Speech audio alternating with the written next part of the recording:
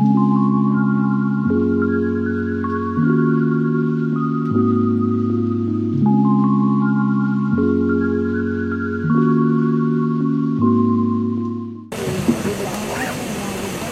నన్ను అందరికీ వినిపిస్తుందండి. నన్ను 5 నిమిషాలు మాట్లాడమన్నారు, కానీ నేను 1 నిమిషం మాట్లాడతాను. నాకన్నా నా తర్వాత మా గురువు గారైన తనికెళ్ళ భరణి గారో, నా శిష్యుడైన పణో, మీ అందరికీ ఇష్టమైన, నాకు కూడా ఇష్టమైన ఆర్జీవీఓ మాట్లాడితే బాగుంటుంది, కానీ మేం కాదు. అందుకని 1 మినిట్ మాత్రమే మాట్లాడతాను. ఎక్కువ మాట్లాడితే ఆ అమ్మాయి పక్క వచ్చి నిలబడుతుంది. అంత అందమైన అమ్మాయి పక్క నిలబడితే ఇంకా మాట్లాడాలనిపిస్తుంది. ఈ చల్లని సాయంత్రాన్ని పైన కాస్త మంచు పడుతూ ఉండగా పచ్చని గడ్డం, ఇలా మంచి వాతావరణంలో ఇలాంటి ప్రోగ్రాం ఏర్పాటు చేసినందుకు కాంత్ రిసాకి ప్రత్యక్షంగాను, అలాగే వారి వెనకాలన్న వారికి పరోక్షంగాను అందరికీ ధన్యవాదాలు తెలియజేస్తున్నాను. కవులు పొగడు వేళ, కాంతలు రతి వేళ, సుతులు ముద్దు వేళ, సూరవరులు రణము సేయు వేళ, రాకొట్టి పిలుతురు అని తెలుగులో ఒక పద్యం ఉంది. కవి పొగిడేటప్పుడు, స్త్రీలు సెక్స్ చేసేటప్పుడు, పిల్లలు ముద్దు ముద్దుగా నాన్నని ఒరే నాన్న అని పిలిచేటప్పుడు, సూరవరులు రణము సేయు వేళ అంటే యుద్ధం చేసేటప్పుడు ఎరే రారా నేను నువ్వు తెలుసుకుందాం అన్నప్పుడు రాకొట్టి పిలుతురు అని ఒరే రా అంటారు. గారు మర్యాదలు ఉండవని తెలుగులో ఒక పద్యం ఉంది. రా అంటే ఈ సాయంత్రం పూట మీకు గుర్తొచ్చే సోడా లేనిది కాదు. నేను కనుక నా 1 నిమిషం స్పీచ్ లో ఏ కారణం చేతనైనా ఆర్జీవీని గారు అని పొగుడుతూ మాట్లాడకుండా మీరు మీ రూమ్ లో మీ ఫ్రెండ్ తో మాట్లాడతాడు, ఈడి అమ్మాయి భలే తెస్తాడు సినిమాలు అని మీరు ఎలా అనుకుంటున్నారో అలాగే నేను మాట్లాడితే ఆ కవులు పొగడు వేళ అనేది కండిషన్స్ అప్లై అన్న ఉద్దేశం. ఇప్పుడు నా స్పీచ్ లోకి వెళ్తా. నాకు తెలిసి 3 వేవులు వెళ్ళిపోతూ ఉన్న ఈ సమయంలో ఒక్కసారి కూడా కోవిడ్ రాకుండా దీంట్లో సరిగా మాస్కులు పెట్టుకున్నా, శానిటైజర్లు వాడినా, ఇళ్లలో లోపల ఎక్కడో కూర్చున్నా ఎవ్వడికి దక్కకుండా దూరంగా కూర్చున్నా, జూముల్లో మాత్రమే, వంటింట్లో మాత్రమే, నెట్టింట్లో మాత్రమే కూర్చున్న వాళ్ళకి కూడా కోవిడ్ వచ్చింది. కానీ ఏం చేసావయ్యా నువ్వు అతను నీకు రావాలని కోరుకోవడం ఉద్దేశం కాదు ఆర్జీవీ, కానీ ఎందుకు రాలేదు అనేది నాకు తెలిసినంత వరకు ఇక్కడ ఎవరైనా, ఎందుకంటే నేను కోవిడ్ కనుక ఎందుకు రాలేదని వీలైతే ఎవరైనా పెథాలజిస్టులు రీసెర్చ్ చేయాలి అనుకుంటే ఆ వింత జీవి పేరు ఆర్జీవీ. ఈయన కేవలం కోవిడ్ లో మాత్రమే కాదు. ఇందాక శిరాశ్రీని అడిగాను యాక్చువల్ గా ఆర్జీవీకి బీపీ షుగర్ లాంటివి ఉన్నాయా అని. ఆయన నాకు మళ్ళీ మెసేజ్ పెట్టాడు 120/80 నార్మల్ అని. ఊరిని దసదియా 30లో ఉన్న వాళ్ళు కూడా బీపీ షుగర్లు వస్తున్నాయి ఈ రోజుల్లో కూడా. ఈయన ఇంకా రాలేదు, ఎప్పటికీ రాదు, ఎప్పటికీ రాదు, ఎప్పటికీ రాదు, ఎందుకు అన్న ఒక్క వాక్యం చెప్పి ముగిస్తా. అది ఏంటి అంటే ఇక్కడ ఏముందో అది మాత్రమే మాట్లాడడం. రేపట్లో బతకపోవడం, నిన్నట్లో బతకపోవడం, నీకోసం బతకపోవడం, ఎవరి కోసమో బతకపోవడం, దేనికోసం బతకపోవడమో, కావాలని దక్కించుకోవడం, దక్కని దానికోసం ఆలోచించకపోవడం, దక్కని దక్కకపోతే ఎలాగైనా దక్కుతులే అని వదిలేయగలడం. దీని తామరాగం నీడి పొట్టు అంటారా, భగవద్గీతలో కర్మణేవాధికారస్తే అంటారా, చిత్తప్రచిత అంటారా, మరోటంటారా, ఏది అన్నా దాని మాత్రమే చెయ్యడమే ఆర్జీవీ చేసింది, అంతే. నాకు తెలిసి బహుశా ఆయన దగ్గరికి ఇవే రాకపోవడానికి బహుశా కారణాలు ఇవే నేను నమ్ముతున్నాను. దాన్నే కాంత్ రిసా యాక్చువల్గా ఈ పుస్తకం ఇప్పుడే నా చేతిలోకి వచ్చింది. నాకు తెలిసినంత వరకు నాకు చాలా ఇష్టమైనవి 2 ఉన్నాయి అంటే అందులో ఒకటి పుస్తకం, రెండవది కూడా పుస్తకమే. పుస్తకంతో కాలక్షేపం చేయడం అంటే నా దృష్టిలో ఎవరికీ తెలియకుండా పక్కనే కూర్చున్న ప్రియురాలి మునివేళని సుతారంగా తాకడం నా దృష్టిలో పుస్తకం చదవడం అంటే. పుస్తకం చదవడం అంటే ఇందాకన కాంత్ రిసా ఇక్కడ మనందరినీ ఈ పుస్తకంలో రాశారు భరణి గారు.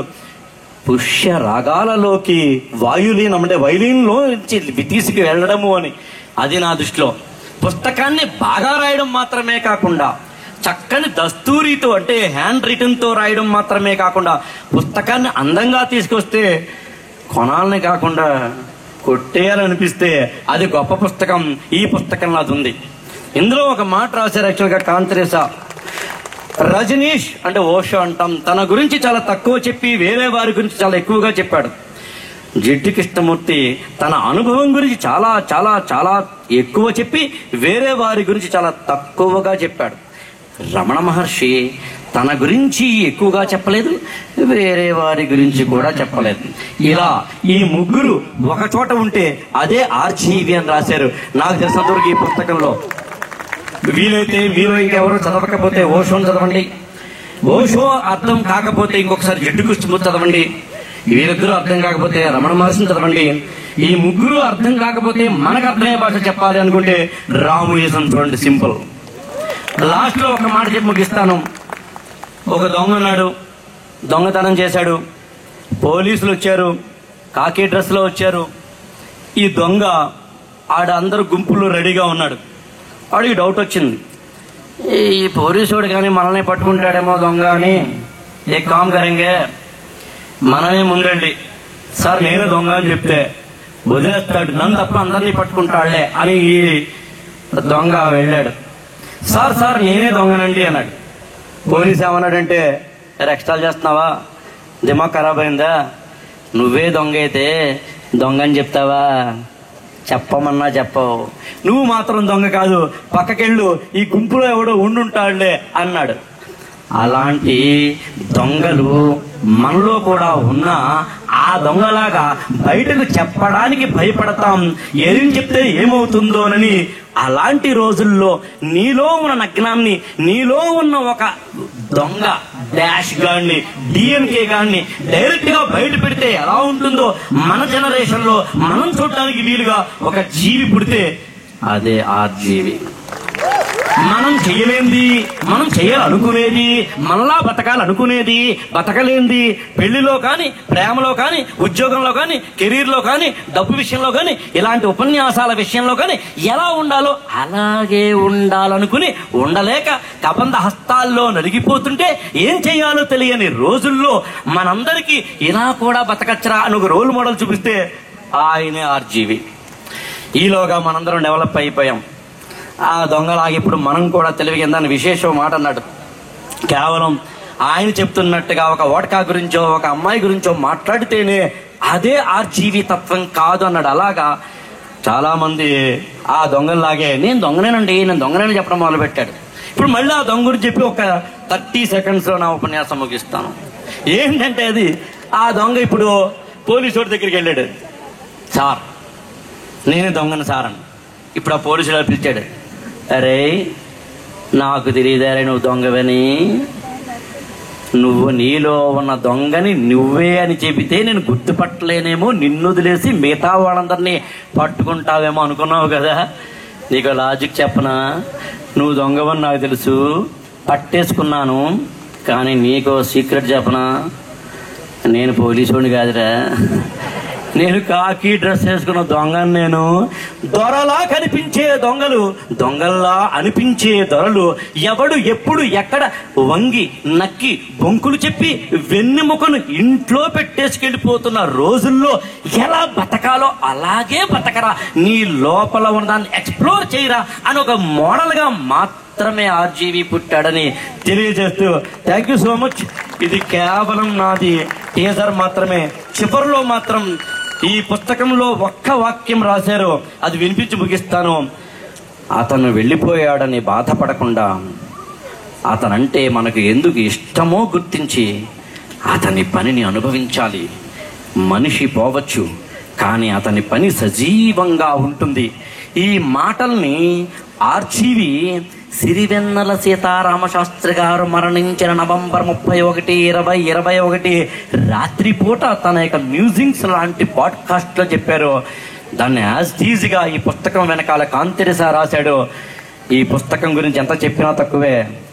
చదవాలి, అనుభవించాలి, ఆస్వాదించాలి. ఇందులో మునిగిపోవాలి. ఆర్జీవి మీద ఇంకా పుస్తకాలు అనేకం రావాలి. Thank you so much. Coffee mugs, RGV గారి పెయింటింగ్స్, బ్లూ బుక్ కి సంబంధించిన అన్ని డ్రాయింగ్స్ అన్ని ఉన్నాయి అందులో మార్కెండైజ్ లో. ఎవరైనా ఆన్లైన్ లో తీసుకోవాలనుకుంటే www.mirahatbox.com లో నుంచి కూడా తీసుకోవచ్చు. Thank you. సో మా చిన్నప్పటి టీచర్ మా లక్ష్మీ మాతాజీ, తర్వాత పర్వతాలు నా చిన్నప్పటి classmate. They like all the people. Thank you so much. Thank you.